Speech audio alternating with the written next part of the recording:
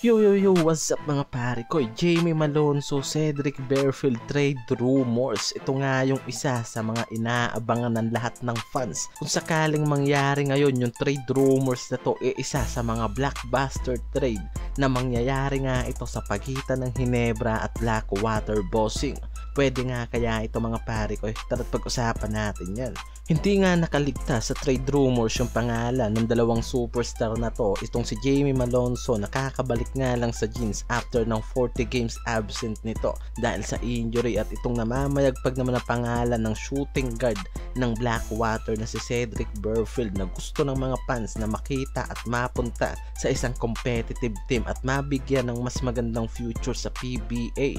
And hindi ko naman masasabing mangyayari ito mga pare ko, pero isa lang naman to sa mga ideal rumors na isa sa mga inaabangan ng maraming fans. Itong si Barefield ang isang araw sa pinaka-interesanteng campaign sa Blackwater Bossing na maraming nakabantay sa future nga nitong si Barefield sa PBA League. Dalawang conference pa lang ito para sa Blackwater, pero yung versatile and husay nga rito very remarkable, lalo na yung performance na ginagawa nito ngayon sa Blackwater. Maraming rumors yung lumalabas kaugnay nito sa iba't ibang contender team ngayon, at hindi nakakapagtaka yan mga pare ko dahil agaw pansin naman talaga yung husay nito, at paniguradong maraming teams na ngayon ang nagkakaroon ng interes para makuha itong shooting guard na to. Isa sa mga inuugnay nga dyan itong Ginebra, at maraming fans ang gustong makita ang magiging reinforcement nga nito sa Barangay Ginebra, na kaya napaisip na rin ako kung pwede nga kaya mangyari yung rumors na to kaugnay si Barefield sa Ginebra, at syempre ang magiging trade piece ng Ginebra dyan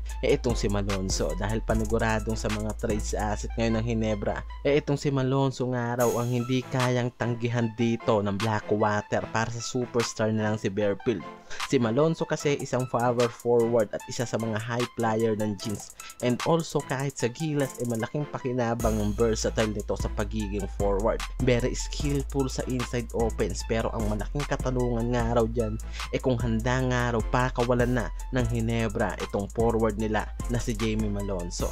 Nakababalik nga lang ngayong conference na nauna na rin nauugnay sa trade blocks ng Jeans, dahil nga isa sa mga problema nito ay yung pagiging prone nito sa injury. Halos 40 games yung na-miss nito sa Ginebra dahil sa ilang beses nga na injury ang nakuha nito sa dalawang conference na yan. May mga report na rin na lumabas about nga sa maaaring pagbitaw ng Jeans dito kay Malonzo, at itong ang Cedric Barefield naman nung nauugnay dito sa Jeans na isa sa mga mahusay na shooting guard nga nitong Blackwater na anytime nga raw pwedeng mapunta sa isang SMB teams, at Ginebra nga yung inuugnay ng marami dyan sa kanya, at maraming mga fans ang nagre-request ng reinforcement nga nito sa Gene Kings. Sa average hindi rin naman nagkakalayo yung dalawang to, si Barefield na may 18.9 points per game in 20 minutes of action, itong si Malonzo na may 14.8 points per game at may 31 minutes playing time sa Jeans, kaya hindi rin nga raw nagkakalayo pagdating sa numbers yung binibigay ng mga to sa kanilang mga team. Isa sa mga ideal trade itong si Barefield sa Ginebra, at yung rumors kaugnay nitong si Malonzo paalala lang naman na isa yan sa mga rumors na pwede nga raw mangyari. Hindi naman natin sinasabi na mangyayari yan totally, and kung sakali lang naman mga pare ko na mangyari paniguradong maraming fans ang mas magiging interesado pa na panoorin itong si Barefield sa reinforcement niya sa Ginebra. At kung sakaling magdesisyon na nga raw yung Ginebra na bitawan itong forward nilang si Malonzo para lang makuha sa isang trade itong Blackwater star na si Cedric Barefield,